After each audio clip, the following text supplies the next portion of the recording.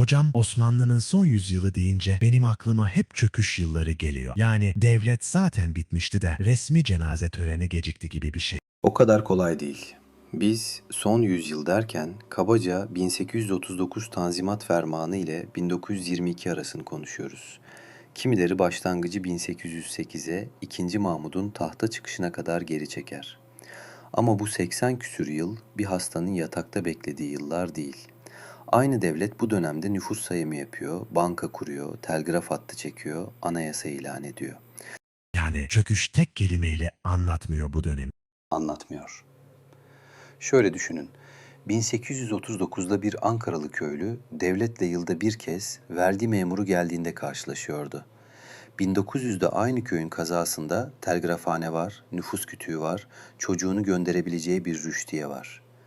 Toprak küçülürken devletin insanın hayatına dokunma kapasitesi artıyor. Bu tuhaf ikilik olmadan bu yüzyıl anlaşılmaz. Peki Osmanlı gerçekten sürekli geriliyor muydu? Ben hep şunu duydum. 16 nedir? O cümle çok popüler ama yanlış. 1877 ile 78'de Plevne'de Gazi Osman Paşa 5 ay boyunca Rus ordusunu durdurdu. 1897'de Osmanlı Yunanistan'ı sahada yendi, mesele masada çözüldü. 1915'te Çanakkale, 1916'da Kutül Amare var. Sorun savaş kazanamamak değil, kazandığı savaşın karşılığını diplomatik masada alamamak. Yani ordu değil de masa mı kaybediyordu? Büyük ölçüde öyle. 1878 Ayastefanos'tan sonra Berlin Kongresi'nde İngiltere ve Avusturya araya girdi. Osmanlı toprak kaybını sınırladı ama Kıbrıs'ın idaresini İngiltere'ye bıraktı. Bosna'yı Avusturya işgal etti. Bugün biz askeri başarıyı sonuç sanıyoruz. O dönemde sonucu belirleyen şey arkanda hangi büyük devletin durduğuydu. Hasta adam lafı nasıl bu kadar tuttu hocam? Sanki tarih kitabının kapağına yazılmış gibi. Çünkü söyleyen sıradan biri değildi. 1853'te Rus Çarı 1. Nikola, İngiliz elçisi Seymour ile yaptığı görüşmelerde Osmanlı için "elimizde hasta bir adam var" anlamında konuştu. Bu bir teşhis değildi, bir davetti. Hasta ölmeden mirası paylaşalım demekti. Yani laf aslında Osmanlı hakkında değil mirası hakkındaydı. Tam olarak. Metafor çok işe yaradı çünkü siyasi bir tercihi tıbbi bir kadere çevirdi. Hasta adam ölürse kimse suçlu olmaz, doğa yapmıştır. Bugün de aynı hileyi görüyoruz. Bir ülke için zaten batıyordu dendiğinde onu batıran kararlar konuşulmaz olur. Peki bu yüzyılda sadece toprak mı kaybediliyordu? Yoksa gerçekten bir şeyler de yapılıyor muydu? İkisi aynı anda oluyordu. İşin şaşırtıcı tarafı bu. 1868'de Galatasaray Sultanisi ve Şurayı Devlet kuruluyor. 1868 ile 1876 arasında mecelle hazırlanıyor. 1876'da Kanunu Esası ilan ediliyor. Aynı yıllarda Balkanlar elden çıkıyor, devlet kaybettikçe kendini yeniden kurmaya çalışıyor. Reformlar işe yarıyor muydu peki? Kısmen. Şöyle somut bir örnek vereyim. Mektebi tıbbiyeden yetişen bir doktor 1890'larda Erzurum'a tayin oluyor. Kolera salgınında karantina uyguluyor. Köylüyle kavga ediyor. Çünkü köylü karantinayı hastalık değil, devlet zulmü sanıyor. Reform kağıt üstünde hızlı, taşla da yavaştır. Bugün de bir kanunun çıkmasıyla hayatın değişmesini aynı şey sanma hatası yapıyoruz. Tanzimat ve islahat fermanları için hep Avrupa'da yattı deniyor. Doğru mu bu? Yarısı doğru. 1839 Gülhane Hattı Hümayununu hazırlayan Mustafa Reşit Paşa dış desteği hesaplıyordu, evet. Ama asıl derdi Mısır valisi Mehmet Ali Paşa krizinde devleti ayakta tutmak ve merkezi otoriteyi güçlendirmekti. İçeride ayağını sınırlamak isteyen bir devlet aklı vardı işin içinde. İslahat fermanı da mı öyle? 1856 Islahat Fermanı'nda dış baskı çok daha görünür. Kırım Savaşı'nın hemen ardından Paris Kongresi arifesinde ilan edildi. Ama sonuçlarına bakın, gayrimüslimlerin cizyesi kalkıp bedeli askeri geldi, Taşra'da karma idare meclisleri kuruldu. Bugün dış dayatma deyip geçiyoruz, oysa o metinler Taşra'daki bir Ermeni tüccarın mahkemede ifadesinin geçerli sayılması gibi çok somut şeyleri değiştirdi. Osmanlı neden bu kadar borçlandı hocam? Devlet savurgan mıydı? Saraylar mı yedi bitirdi? Saray masrafı vardı ama tek başına açıklamaz. İlk dış borç 1854'te Kırım Savaşı'nı finanse etmek için alındı. Asıl sorun yapısal. 1838 Balta Limanı Antlaşması gümrükleri düşük tutuyor, sanayi kurulamıyor, gelirin büyük kısmı tarımdan aşar vergisiyle geliyor ve o da hasada bağlı. Bir de faizler yüksekti herhalde. Yüksekti. Üstelik borç nominal değeriyle verilmiyordu. Diyelim 100 liralık tahvil çıkarıyorsunuz. Kasaya 60 küsür lira giriyor ama borcunuz 100 lira üzerinden işliyor. 20 yıl içinde iş öyle bir yere geldi ki 1875'te devlet ödemelerini durdurdu. Bugünkü karşılığı kredi kartının asgari ödemesini yeni kredi kartıyla kapatmaya benziyor. Büyünü umumiye deyince akla bir muhasebe bürosu geliyor. Sadece ekonomik bir kurum muydu? Hayır, tam bir egemenlik meselesiydi. 1881 Muharrem Kararnamesi'yle kurulan bu idare, alacaklılar adına belirli gelir kalemlerine doğrudan el koyuyordu. Tuz, tütün, damga, ispirto, balık avı, ipek öşürü. Yani devletin kasasına girmeden vergi kaynağının başında tahsil ediliyordu. Personeli de mi ayrıydı? Ayrıydı ve zamanla binlerce memuru olan devasa bir teşkilata dönüştü. Taş'ta da maliyeden daha görünür hale geldiği yerler vardı. Bir de reji var. 1883'ten sonra tütün yabancı sermayeli bir şirketin tek elinde. Karadeniz'de kendi tarlasındaki tütünü satan köylü kaçakçı sayıldı, kolcularla çatışmalarda insanlar öldü. Borç bu noktada kağıt üstünde bir rakam olmaktan çıkıp köy meydanında silah sesine dönüşüyor. Peki bu borç krizini sokaktaki insan hissediyor muydu? Yoksa sadece İstanbul'daki bürokratın derdi miydi? Fazlasıyla hissediyordu. Kaime denen kağıt para değer kaybettikçe pazarda fiyatlar oynuyor, memur maaşları aylarca gecikiyordu. 1873 ile 74'te Orta Anadolu'da büyük bir kıtlık yaşandı. Vergi tahsildarı kıtlığın ortasında aşar toplamaya devam etti. Yani vergi hasada göre esnemiyordu. Esnemiyordu çünkü o vergi çoktan başkasına söz verilmişti. Kayseri'de bir çiftçi düşünün. Buğdayı tutmamış ama öşür memuru harmanın başında bekliyor. Borçlanıyor, tarlasını sarrafa rehin veriyor. Bugün ekonomik kriz deyince grafik düşünüyoruz. O dönemde krizin adı tarlanın el değiştirmesiydi. Balkanlarda milliyetçilik başlayınca imparatorluk neden bu kadar sarsıldı? Sonuçta uzak bir sınır bölgesiydi. İşte en büyük yanlış inanç bu. Balkanlar yani Rumeli Osmanlı için taşça değil ana gövdeydi. Vergi gelirlerinin en verimli kısmı, en yoğun nüfus, ordunun subay kadrosunun önemli bir bölümü oradan geliyordu. Devletin ikinci başkenti sayılabilecek Edirne oradaydı. Yani kol değil gövde kopuyordu. Öyle. Üstelik milliyetçilik millet sistemine dayanan düzeni içeriden çözüyordu. Sırp isyanları 1804'te başlıyor, Yunan bağımsızlığı 1830'da tanınıyor, 1878'de Sırbistan, Karadağ ve Romanya bağımsız oluyor. Her seferinde devlet bu son olur diyor, olmuyor. Çünkü sorun tek tek isyanlar değil, ortak aidiyet fikrinin yerini yeni bir aidiyet fikrinin almasıydı. Balkan savaşları için hep büyük travma deniyor. Neden özellikle o savaş bu kadar derin bir iz bıraktı? Çünkü hızı akıl almazdı. 1912 Ekim'inde başlayan savaşta birkaç hafta içinde Selanik, Manastır, Üstüp, Yanya elden çıktı. Edirne düştü ve ordu Çatalca hattına kadar çekildi. Yüzyıllardır Osmanlı olan bir coğrafya bir mevsimde kayboldu. Bir de bu şehirler sıradan şehirler değildi galiba. Değildi. Selanik İttihat ve Terakki'nin merkeziydi.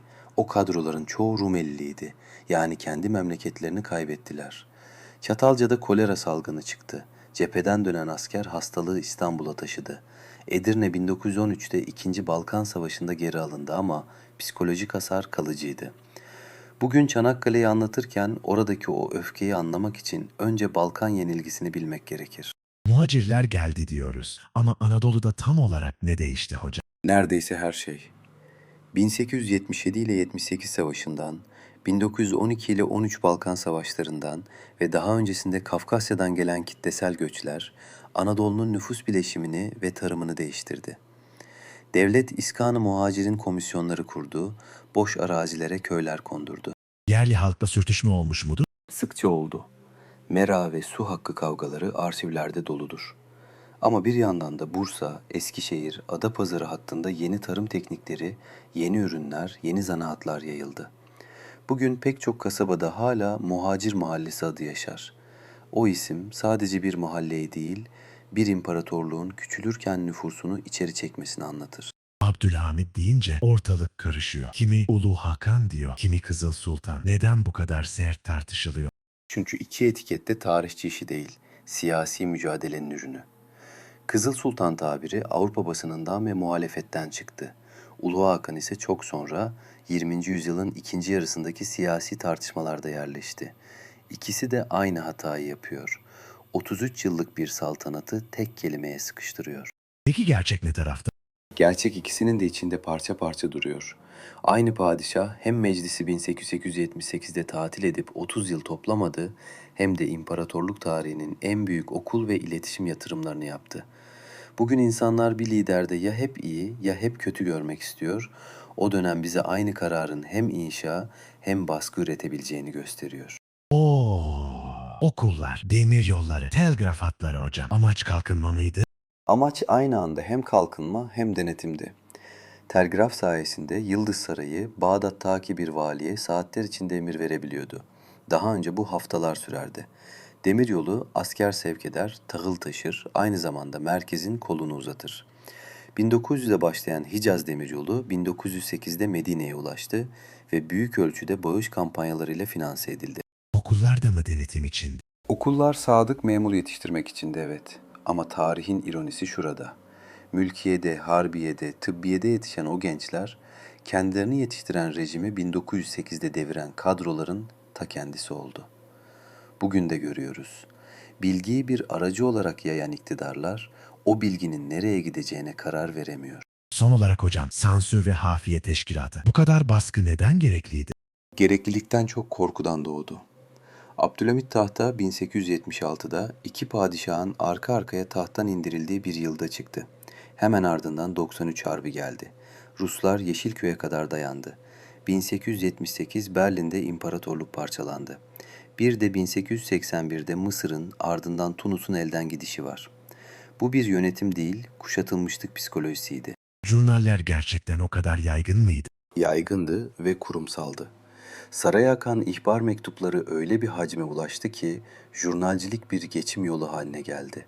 Komşu komşuyu, memur amirini jurnalledi. Basında hürriyet, vatan, istibdat gibi kelimeler yasaklı listelerdeydi. Gazetelerde boş sütunlar çıkardı. Bugün bunu okuyunca gülüp geçiyoruz ama asıl sonucu şuydu. Bilgi akışı kesildi. Devlet kendi memleketinde ne olduğunu en son öğrenen taraf oldu. Hocam kafalarda şöyle bir şey var. Yöntürkler devleti yıkmak isteyen bir grup. Doğru mu bu? Tam tersi aslında. Onları bir araya getiren şey devletin dağılıyor olması korkusuydu. 1889'da Mektebi Tıbbiye-i Şahane'de İttihad-ı Osmani'yi kuranlar askeri tıbbiye öğrencileriydi. Yani devletin kendi parasıyla okuttuğu, devlete doktor ve subay olarak hizmet edecek gençler. Dertleri hanedanı devirmek değil, meşrutiyeti geri getirip imparatorluğu bir arada tutmaktı. Peki neden gizli örgüt kurma ihtiyacı duydular? Çünkü 1878'de Meclis-i Mebusan kapatılmıştı ve siyaset yapmanın açık bir kanalı kalmamıştı. Paris'te, Cenevre'de gazete çıkarıp bunları valizlerin astığına dikerek İstanbul'a sokuyorlardı. Bugün muhalifse yıkıcıdır diye düşünme alışkanlığımız var. Oysa o kuşağın büyük kısmı devletin memuruydu. Maaşını devletten alıyordu. Kurtarmak istediği şey kendi işvereniydi. 19.8'de herkes sokaklarda kucaklaşıyor. Hürriyet diye bağırıyor. Nasıl oldu da bu coşku birkaç yılda krize döndü? Çünkü ilan edilen şey bir çözüm değil, bir çerçeveydi. Anayasa geri geldi, meclis açıldı ama devletin borcu, ordusu, valiliği, vergisi aynı yerde duruyordu.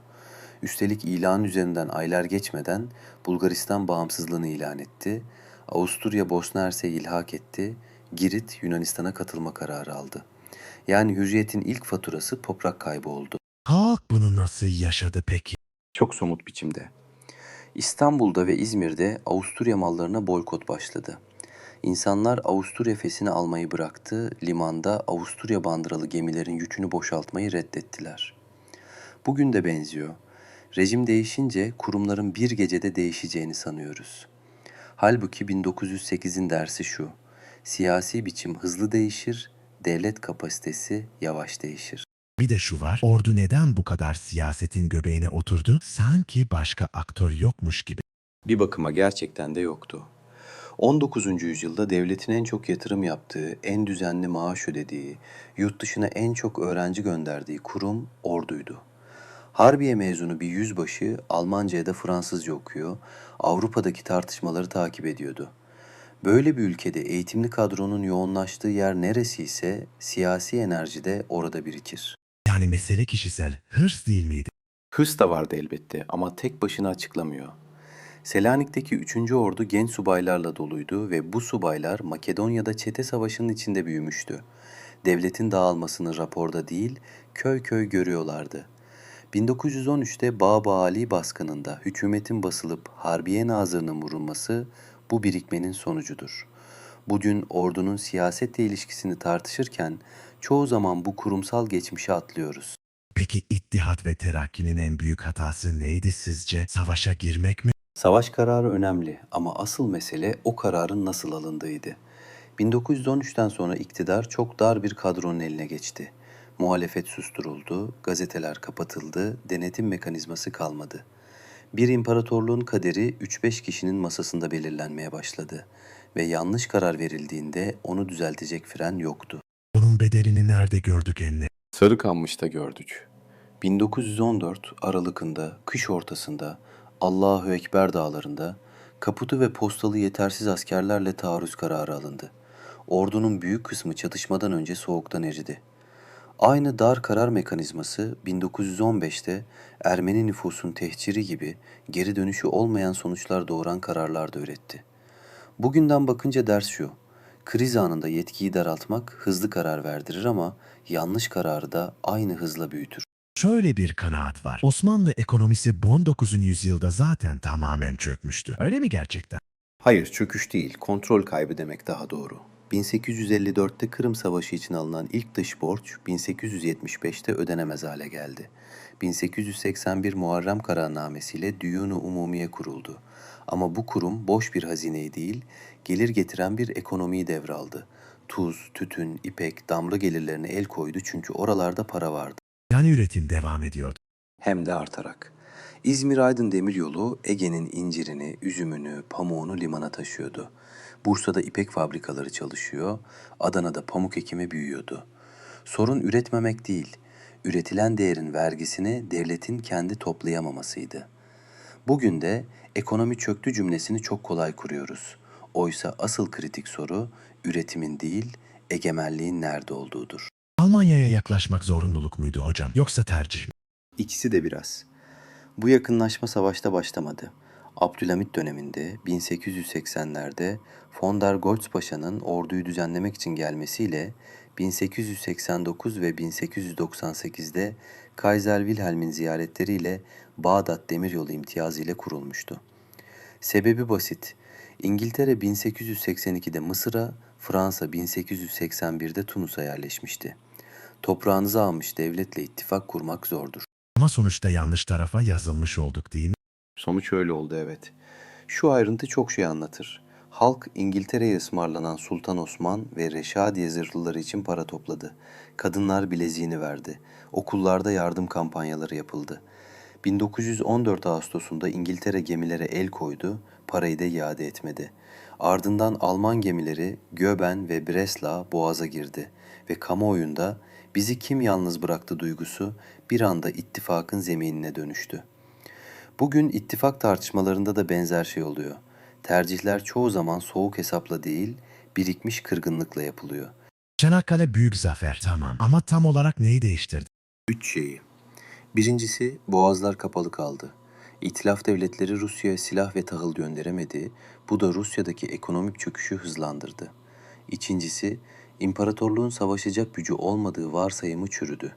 Üçüncüsü, savaşın kadrosunu değiştirdi.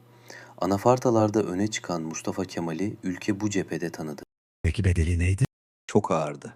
Yüz binlerce insan kaybettik ve kaybedilenlerin önemli bir kısmı yedek subay adayı, öğretmen, öğrenci, yani ülkenin okumuş dar kadrosuydu. Nusret Mayın gemisinin bir gecede döktüğü 26 mayın 18 Mart'ı kazandırdı ama o mayınlar 8 yıl sürecek bir savaşın insan kaynağını geri getiremezdi. Bugün zaferi tek başına düşünme eğilimindeyiz. Oysa savaş bir muhasebedir. Kazandığınız cephe bile size fatura keser. İşte tam bunu soracaktım. Çanakkale kazanıldı. O zaman imparatorluk neden ayakta kalamadı? Çünkü Çanakkale tek cepheydi. Aynı anda Kafkasya'da, Filistin'de, Irak'ta, Galicia'da, Romanya'da asker vardı.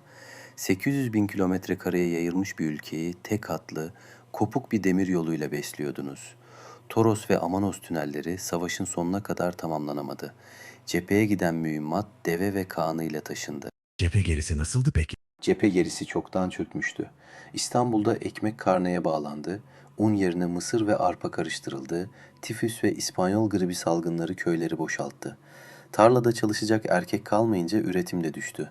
Sonunda 1918 Eylül'ünde Bulgaristan savaştan çekilip Almanya ile kara bağlantısı kesilince Mondros kaçınılmaz oldu. Bugünkü izleyici çoğu zaman savaşı sadece cephede sanır.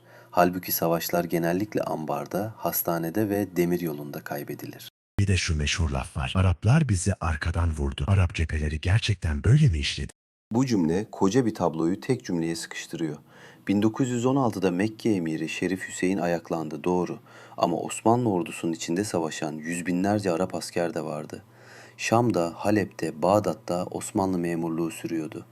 İsyan bir hanedanın İngiltere ile pazarlığıydı. Bütün bir halkın kararı değil. Diğer cepheler tabloyu nasıl etkiledi? Kaynakları böldüler.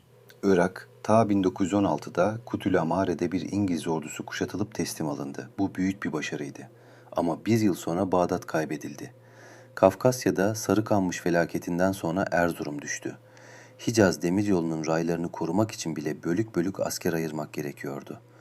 Bugün ihanet kelimesi bu karmaşık lojistik ve diplomasi tablosunu anlamayı kolaylaştırmıyor, tam tersine gizliyor. O zaman soralım hocam. Asıl sorun ihanet miydi yoksa başka bir şey mi? Asıl sorun devlet kapasitesiydi. İhanet her devletin başına gelir. Güçlü devlet onu mahsedebilir. Osmanlı'nın 1914'te vergisini düzgün toplayabildiği, nüfusunu tam sayabildiği, kadastrosunu tamamlayabildiği bir yönetim ağı yoktu. Anadolu'da bir kaymakam bazen 1000 köyden sorumluydu ve elinde telgraftan başka bir araç yoktu. Bunun günlük hayatta karşılığı neydi? Bir köylü için karşılığı şuydu: aşarını topluyorlar ama karşılığında yol, okul, doktor gelmiyor. Savaş çıkınca aynı devlet ondan oğlunu, öküzünü ve buğdayını istiyor. Böyle bir ilişkide sadakat de kırıldan olur. Bugün de bir kriz olduğunda önce kimin ihanet ettiğini arıyoruz. Oysa sorulacak ilk soru genellikle daha sıkıcıdır. Devlet neyi ölçebiliyordu, neyi ölçemiyordu? Peki bu yüzyılı çöküş diye mi okumak lazım, ayakta kalma mücadelesi diye mi? Ben ikincisini daha doğru buluyorum. Bu yüzyılda imparatorluk toprak kaybediyor, evet. Ama aynı yüzyılda modern bir devlet kurmaya çalışıyor. Mektebi mülkiye açılıyor, Ziraat Bankası kuruluyor, nüfus sayımı yapılıyor, 1876'da anayasa ilan ediliyor. Çöken bir yapı bunları yapmaz. Ayakta kalmaya çalışan bir yapı yapar. Yani küçülürken modernleşiyor. Aynen öyle. Kırım Savaşı'nda çekilen telgraf hattı sayesinde İstanbul, Erzurum'daki bir olayı günler yerine saatler içinde öğrenmeye başladı. Bu devletin kendini görebilme yeteneğiydi. Bugün genellikle düz bir iniş çizgisi hayal ediyoruz. Halbuki tablo daha çok şu: kaybederken öğrenen, öğrendiğini kurumlaştırmaya çalışan ama zamanı yetmeyen bir devlet. Bu yüzyıl Cumhuriyeti nasıl şekillendirdi peki? Yeni bir sayfa mı açıldı gerçekten? Sayfa yeni ama defter aynıydı. Cumhuriyeti kuran kadro bu okulların mezunuydu. Harbiye'nin, Mülkiye'nin, Tıbbiye'nin. Aynı zamanda mirası da devraldılar. Lozan'da Osmanlı borçlarının Türkiye'ye düşen kısmı kabul edildi. Ve bu borcun son taksiti 1954'te ödendi. Yani Kırım Savaşı için alınan bir borcun izi 20. yüzyılın ortasına kadar sürdü. Bu miras zihniyeti de etkiledi mi? Fazlasıyla. Kapitülasyonlara ve dış borca duyulan tepki, milli iktisat düşüncesini ve devletin ekonomideki ağırlığını doğurdu.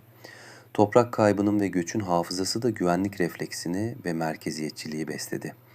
Bugün Türkiye'de dış borç ve dış müdahale tartışmalarının bu kadar duygusal olması tesadüf değil. Bu duygunun tarihi 1881'e kadar gidiyor. Son olarak hocam, bu dönem neden hala kapanmamış bir dosya gibi duruyor? Çünkü hala ailelerin içinde yaşıyor. Balkanlardan, Kafkaslardan gelen göçmenlerin torunları bugün bu ülkede yaşıyor. Mübadeleyle gelenlerin evinde başka bir memleketin anahtarı var. Ders kitabındaki bir tarih değil bu. Dededen torununa geçen bir hikaye. Bir de her tartışma hemen bugüne bağlanıyor sanki. Doğru. Çünkü bu dönemin soruları hiç eskimedi. Boşlanmak bağımsızlığı ne kadar aşındırır? Ordunun yeri neresidir? Kimler bu ülkenin asli unsurudur? Cevaplar değişti ama sorular masada. Bence bu yüzyıla bakarken aramamız gereken şey suçlu değil, mekanizma. Suçlu bulmak insanı rahatlatır. Mekanizmayı anlamak ise koruyabilir. Bu bölümü burada kapatalım o zaman. Sizce bu yüzyıl bir çöküş müydü yoksa ayakta kalma mücadelesi mi? Yorumlarda yazın. Hep birlikte konuşalım.